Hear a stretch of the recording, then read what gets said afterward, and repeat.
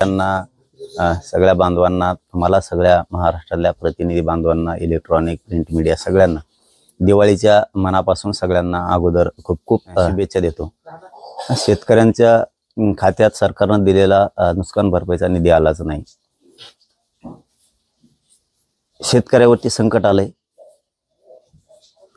संसार उद्ध्वस्त झालेत, त्यांना हातभार लावणं ही जबाबदारी होती। पुन्हा संकटाचे भोग सरकारमुळे शेतकऱ्यांना भोगायला नको होते, परंतु आता सरकार शेवटी तात्पुरता आनंद देणारं सरकार आहे। आणि हे आज नुसते हेच नाही तर 75 वर्षापासून शेतकऱ्याच्या पदरात असेच पडलेत की फक्त आशा लावायची, द्यायचं काहीच नाही। त्याला एक मन सुद्धा आहे, पण आज चांगल्या दिवशी मला ते सांगायची नाही। नसता ते आशाला लावायचं आणि पुढे आहे बघा टिंब टिंब दाखवायची अशी सवय। आता ते शेतकऱ्याला त्यांना दाखवावं लागणार एखाद बार। आशाला लावायचं आणि टिंब टिंब काय आहे ना, तर ते आता दाखवावंच लागणार आहे शेतकऱ्यांना। आपण लढू। दिवाळी पाडवा भाऊबीज झाल्याच्या नंतर सगळ्या शेतकऱ्यांच्या राज्यात असणाऱ्या तज्ञांना, अध्यक्षांना आपण अंतर्वलीत बोलून घेऊ, चर्चा करू त्यांच्याशी आणि त्यानंतर मग राज्याची बैठक लो मोठी आणि तिथं तारीख आंदोलनाची डिक्लेअर करू। आपल्याला रस्त्यावर आणून कपडे फाडावच लागणार आहेत सरकारची, त्याशिवाय आपल्याला न्याय मिळणार नाही। असं जसे 70 वर्षे गेले तसे अनेक पिढ्या आपल्या पुढच्या सुद्धा जातील। आता नाही जाऊ द्यायची, एकदा सगळ्यांनी ताकद लावायची। शेतकऱ्याच्या सन्मानासाठी आपला सन्मान सगळ्यांनी सोडून द्यायचा आणि शेतकऱ्याच्या सन्मानासाठी आंदोलनात उभा राहायचं। 2 सप्टेंबरचा जो शासन निर्णय आहे तो रद्द करावा या मागणीसाठी ओबीसी ते आक्रमक होताना पाहायला मिळत आहे। ठिकठिकाणी मोर्चे निघत आहेत, नागपूरला निघाला, अनेक ठिकाणी निघाले। त्यावरून बावनकुळेंनी असं स्पष्टीकरण दिलंय की 2 सप्टेंबरचा शासन निर्णय न्यायप्रविष्ट आहे, त्यामुळे त्यावर अधिक भाष्य करणं योग्य होणार नाही। मात्र हैदराबाद गॅझेट हे मराठवाडा आणि विदर्भ या भागापुरतेच लागू आहे। पश्चिम महाराष्ट्रातल्या मराठा कुणबी समाजाला त्याचा फायदा होणार नाही, त्यामुळे ओबीसी नेत्यांनी उगीच गैरसमज करू नये। ती राजकीय अस्तित्वासाठी चाललंय त्यांचं, ओबीसीचं त्यांना देणं घेणं नाही। सगळ्यात महत्वाचं त्यांना राजकारणासाठी ओबीसीचा वापर करायचा, सभाला गर्दी करायची, मोर्चाला गर्दी करायची। ओबीसी नेत्याची धडपड फक्त तेवढ्यासाठी चालू आहे, ओबीसीच्या हितासाठी नाही। आणि दुसरा मुद्दा, तो जे आर कोणी रद्द करू शकत नाही। कोणाच्या बापाचे टप्पर नाही त्याला हात लावायचं, न्याय नाही इथं। मी बघतो ना कोण कोण काय काय करतात। त्या जे आर मुळे मराठवाड्यातला मराठा एक ना एक दिवस सगळं आरक्षणात जाणार, पुरा कोणी राहत नाही। आणि बावनकुळे साहेब ते म्हणणं आहे तुमचं त्यासाठी, मग मराठवाड्यात 5 जिल्हे होते पहिले, आता त्याचे 8 झाले। आता जे आर त्याच्यासाठी आहे ना, आता 17 संस्थांसाठी, पश्चिम महाराष्ट्रासाठी निघत मी चाललोय बरोबर।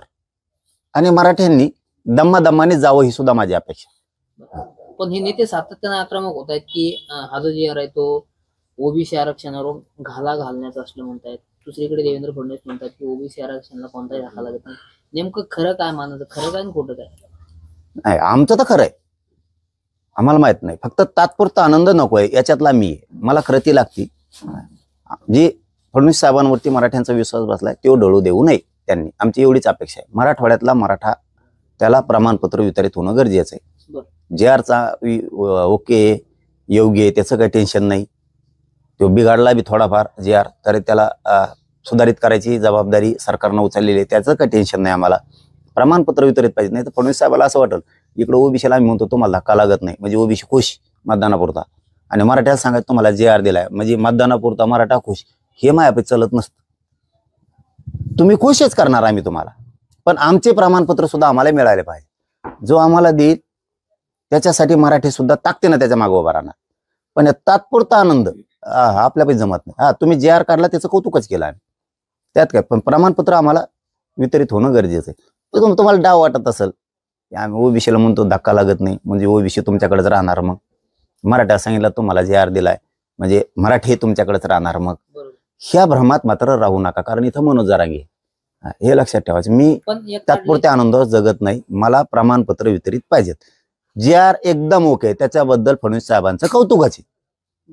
पण या काढलेल्या जी आर वरून बबनराव तायवाडे असं म्हणतात की हा जी आर रद्द केलाय काय आणि नाही केला काय, ओबीसी आरक्षणाला धक्काच लागत नाही। म्हणजे तायवाडेंची भूमिका, भुजबळ आणि वडेट्टीवार यांची भूमिका यामध्ये कुठेतरी फुटपाथ तायवाडे भाऊला एकच सांगणं आहे आमचं फक्त, बाकीचं नाही।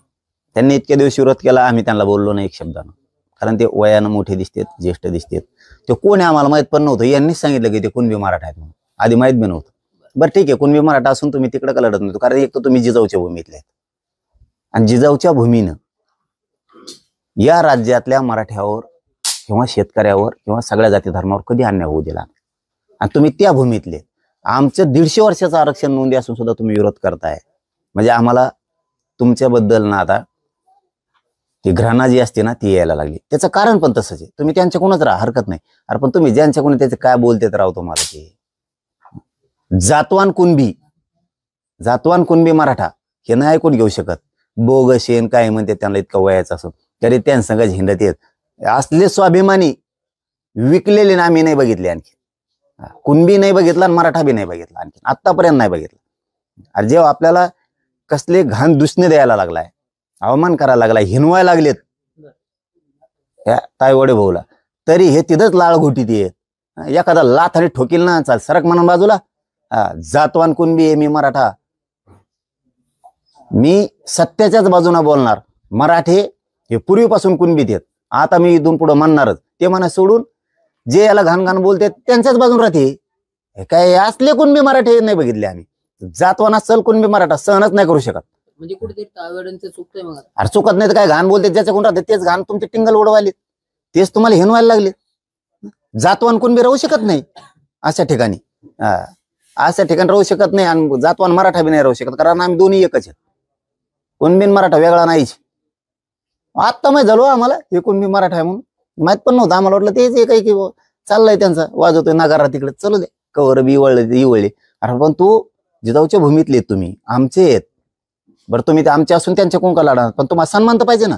हिनवायले तो या वयात जर असं हिनविलं ना यायला आमच्यासारखा तसा तुटून पडला असता. दीपावली आहे, सगळीकडे सण उत्सव साजरा केला जातो. तुम्ही केली कधी दिवाळी?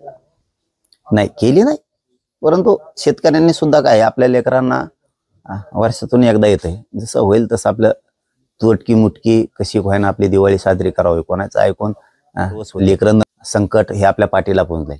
जसं असेल तसं 2 घासं गोड लेकरांना खाऊ घालावेत, कारण त्या येणाऱ्या सोयाबीन मधून येणाऱ्या कापसातून आमच्या लेकरांना थोडेफार कपडे मिळणार होते, 2 घास गोड मिळणार होते.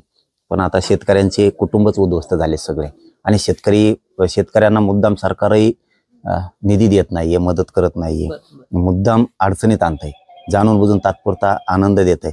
यांचे कपडे आपल्याला सगळ्या शेतकऱ्याला शेतकरी नेत्याला एकत्र येऊन सरकारचे कपडे फाडावेच लागणार आहेत आणि शेतकऱ्याच्या सन्मानासाठी उभा राहावंच लागणार आहे. त्याच्याशिवाय पर्याय नाही. आणि एकदा सगळ्यांनी पक्ष, सत्ता, संघटना हे सगळं सोडून एक जसे मराठी एकत्र आले होते तसं ताकदीने एकत्र यायचं आणि शेतकऱ्याचा सन्मान वाढवायचा नसता. पुढच्या पिढ्या सुद्धा शेतकऱ्याच्या बर्बाद होऊ शकतात. एक शेवटचा प्रश्न आहे. वेगवेगळ्या प्रकारचे फटाके आलेले आहेत, वेगवेगळे नेते वेगवेगळ्या नेत्यांना वेगवेगळ्या फटाक्यांची उपमा देतात. तुम्ही भुजबळांना कोणत्या फटाक्याची उपमा द्याल? त्याच विचार जाऊ नका, त्याच विचारला दिवसच चांगला जात नाही. अलिबाबा लय कसला गण दिसतो तो घुरट. ते ठुसक बघितलं फटाका वाजत नाही, नुसतं मागून धरून निघतो. तुम्ही बघितला का नाही मला नाही माहित, तसा घुरट वास सोडितो तो मागून सोडलेला. एखाद बार ठुसका सोडलेलं वाजत नसतं, पण सगळ्याला घराच्या बाहेरच काढित ती नाक दावून. असं ठुसका आहे ते, ठुसका फटाकडा आहे.